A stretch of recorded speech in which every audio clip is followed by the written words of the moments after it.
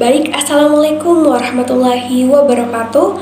Perkenalkan, saya Anissa Salsabila dengan NIM S1E124029. Di sini saya akan menjelaskan mengenai sistem operasi komputer. Apa itu sistem operasi? Sistem operasi komputer adalah perangkat lunak yang bertanggung jawab untuk mengelola sumber daya komputer seperti perangkat keras dan perangkat lunak. Sistem operasi komputer juga berfungsi sebagai jembatan antara pengguna dan perangkat komputer, menyediakan lingkungan kerja yang terorganisir dan memungkinkan pengoperasian yang efisien. Secara umum, sistem operasi ada karena menawarkan cara yang masuk akal untuk menyelesaikan suatu masalah dari sistem komputer. Tujuan mendasar dari sistem komputer adalah untuk menjalankan program dari user dan memecahkan masalah agar lebih mudah. Untuk mencapai tujuan ini, maka dibangunlah sebuah hardware yang mana program-program ini memerlukan suatu operasi tertentu seperti mengendalikan perangkat input atau output. Fungsi umum untuk mengontrol dan mengalokasikan sumber daya yang kemudian disatukan menjadi satu perangkat lunak yang disebut dengan sistem operasi. Kemudian, fungsi sistem operasi. Yang pertama, mengatur dan mengontrol akses pengguna.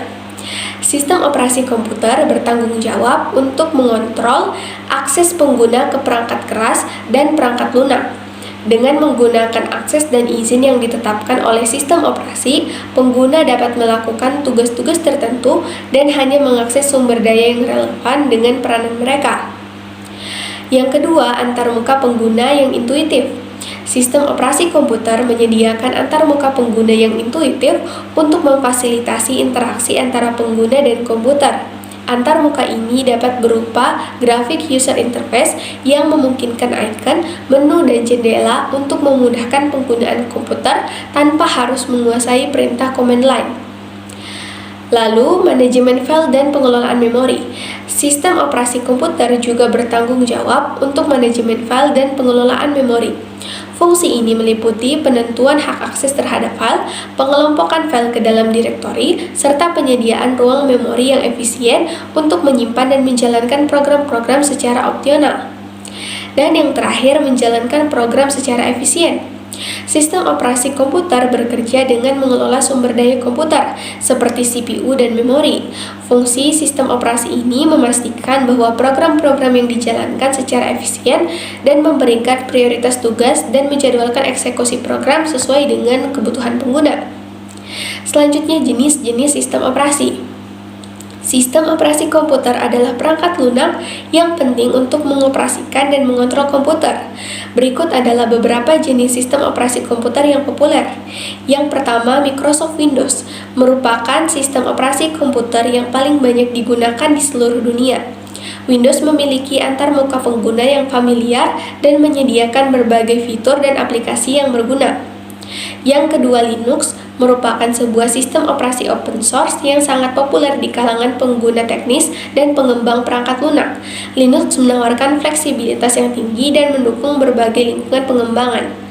Yang ketiga, Android merupakan sistem operasi yang biasanya digunakan pada perangkat mobile seperti smartphone dan tablet. Android dikembangkan oleh Google dan sangat populer karena fleksibilitas dan kemampuannya untuk mengakses berbagai aplikasi. Yang keempat, iOS merupakan sistem operasi yang dikembangkan oleh Apple dan dirancang khusus untuk perangkat iPhone, iPad, dan iPad Touch. iOS dikenal karena keamanannya yang tinggi dan antarmuka pengguna yang intuitif. Jenis-jenis sistem operasi komputer di atas adalah hanya beberapa contoh dari banyaknya pilihan yang ada. Sistem operasi memiliki kelebihan dan kekurangan tergantung pada kebutuhan pengguna yang bersangkutan. Penting untuk memahami perbedaan antara jenis sistem operasi agar dapat memilih yang sesuai dengan kebutuhan dan preferensi pengguna. Kemudian, terdapat beberapa jenis sistem operasi yang umum digunakan, yaitu single user, single tasking, single user multitasking, multi-user multitasking, dan real-time sistem operasi. Yang pertama, single user single tasking. Single user single tasking merupakan jenis sistem operasi yang hanya dapat menangani satu tugas atau program pada satu waktu dan hanya digunakan oleh satu pengguna pada suatu saat. Jenis sistem operasi ini umumnya ditemukan pada perangkat pribadi atau personal komputer yang digunakan oleh individu atau perusahaan kecil. Salah satu contoh dari sistem operasi ini adalah MS-DOS yang dikembangkan Microsoft pada era 1980-an hingga awal 1990-an. Yang kedua, single user multitasking. Single user multitasking adalah jenis sistem operasi yang memungkinkan satu pengguna untuk menjalankan beberapa aplikasi secara bersamaan pada satu mesin. Sistem operasi ini bekerja dengan cara mengalokasikan waktu CPU untuk setiap aplikasi secara bergantian, sehingga setiap aplikasi seperti berjalan secara bersamaan. Meskipun sebenarnya CPU hanya bekerja pada satu aplikasi pada saat tertentu. Contohnya adalah Microsoft Windows, macOS, dan Linux. Yang ketiga, multi-user multitasking. Multi-user multitasking adalah salah satu jenis sistem operasi yang memungkinkan banyak pengguna untuk menggunakan sumber daya sistem secara bersamaan dan mengeksekusi beberapa tugas atau progres secara bersamaan. Pada jenis sistem operasi ini, setiap pengguna akan memiliki akun dan hak akses yang berbeda sesuai dengan peran dan tanggung jawab mereka. Contoh dari sistem operasi ini adalah Unix yang dikembangkan pada tahun 1960-an oleh Bell Labs. Dan yang terakhir, real-time sistem operasi. Real-time sistem operasi adalah jenis sistem operasi yang didesain khusus untuk menangani aplikasi yang memerlukan waktu respon yang sangat cepat dan terjamin. Sistem operasi ini digunakan untuk mengendalikan perangkat dalam batas waktu yang ketat. Selanjutnya, cara kerja sistem operasi komputer. Sistem operasi komputer menjalankan berbagai tugas penting untuk memastikan pengoperasian yang optimal. Beberapa tugas utama sistem komputer antara lain: yang pertama, inisialisasi item. Ketika komputer dinyalakan, sistem operasi komputer akan menginisialisasi dan mempersiapkan komponen-komponen perangkat keras dan perangkat lunak yang terhubung ke komputer. Yang kedua, manajemen memori. Sistem operasi komputer bertanggung jawab untuk mengelola penggunaan memori agar dapat digunakan secara efisien oleh berbagai program aplikasi yang berjalan. Yang ketiga, penjadwalan tugas. Sistem operasi komputer akan mendistribusikan sumber daya komputer seperti pemroses dan memori kepada berbagai tugas yang berjalan secara bersamaan, dengan tujuan meningkatkan efisiensi dan keadilan dalam penggunaan sumber daya tersebut. Dan yang keempat, pengelolaan sistem file. Sistem operasi komputer bertanggung jawab untuk mengorganisir dan mengelola file dan direktori dalam komputer, termasuk operasi-operasi seperti pembuatan, penempatan, penghapusan, dan pemindahan file. Proses-proses ini dilakukan secara terus-menerus oleh sistem operasi komputer untuk memberikan pengalaman pengguna yang lancar dan efisien dalam pengoperasian komputer. Dengan pemahaman tentang cara kerja sistem komputer, pengguna dapat dengan lebih mudah memanfaatkan potensi komputer dan meningkatkan produktivitas mereka dalam menjalankan berbagai aplikasi dan tugas. Selanjutnya, perkembangan sistem operasi. Sejak tahun 1945 sampai 1955 adalah generasi awal. Pada generasi ini, perkembangan awal komputasi elektronik sebagai pengganti sistem komputasi mekanik. Pada generasi ini belum ada sistem operasi. Sistem komputer diberi instruksi secara langsung oleh pengguna. Kemudian generasi kedua tahun 1955 sampai tahun 1965. Pada generasi ini terdapat istilah yang bernama batch processing system, yaitu job yang dikerjakan dalam satu rangkaian lalu dieksekusi secara berurutan. Generasi kedua ini belum dilengkapi sistem operasi, tetapi beberapa fungsi sistem operasi telah ada seperti FMS dan IBSYS. Yang ketiga, tahun 1965 sampai 1980.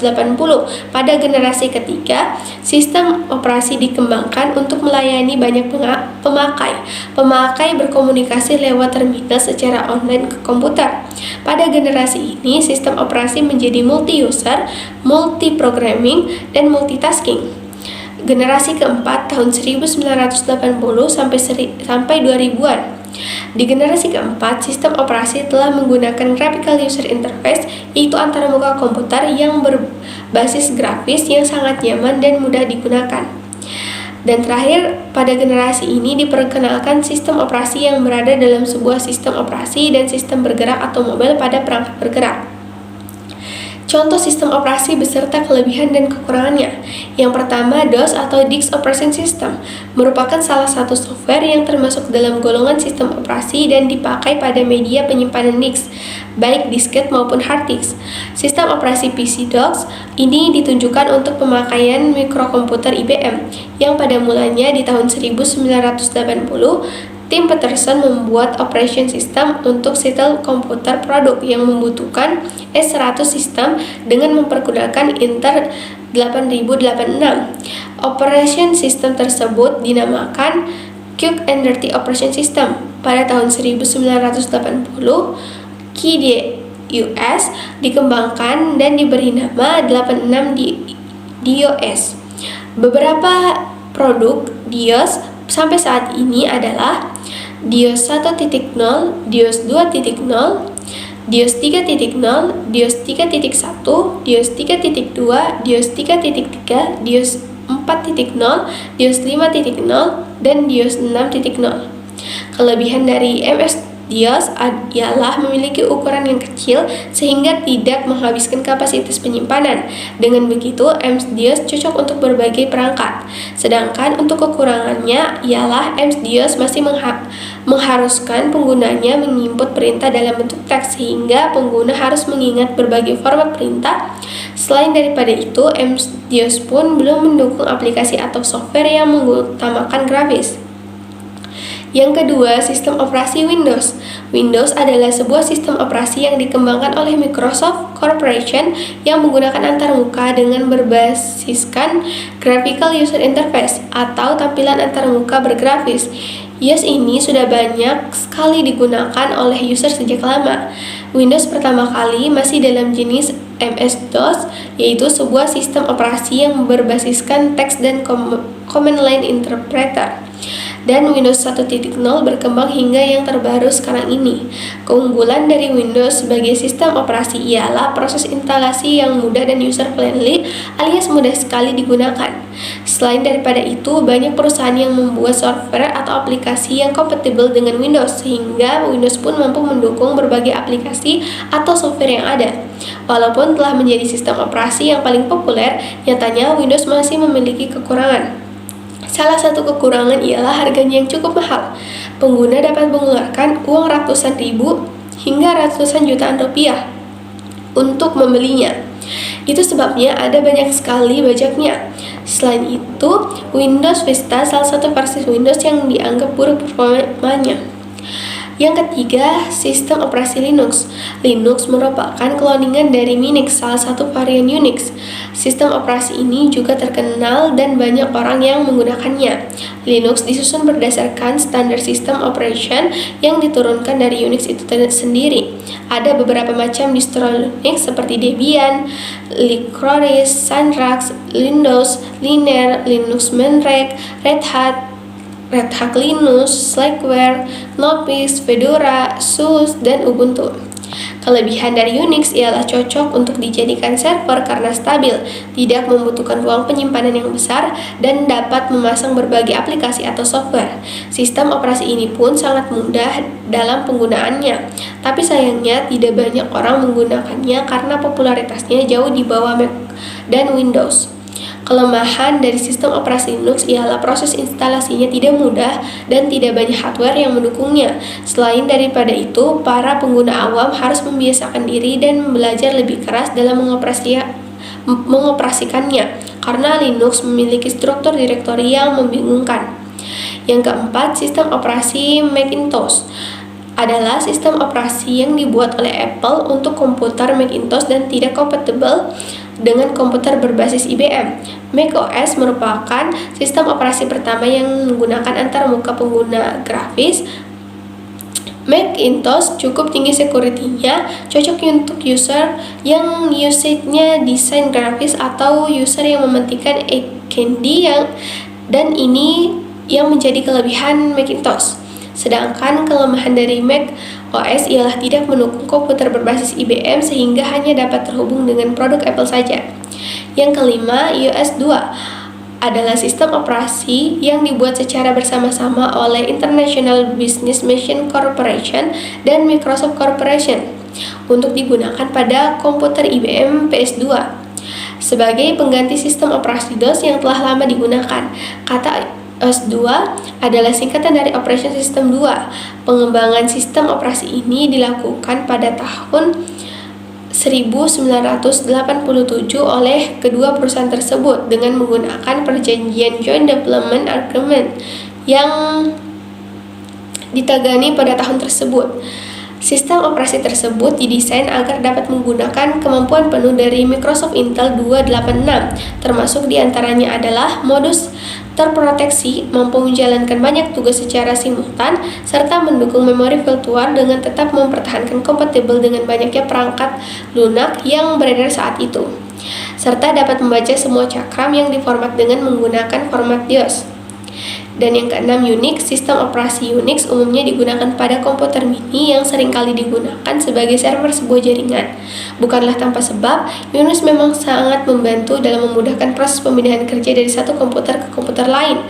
Komputer yang dijalankan server pun akan lebih mudah dan tingkat kinerjanya.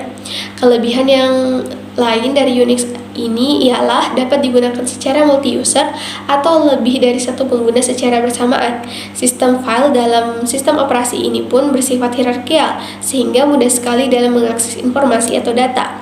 Unix pun begitu stabil jika dimanfaatkan untuk database, file server, server internet, intranet, interclient, pengembang Java, bahkan Unix dianggap lebih baik dari Windows NT.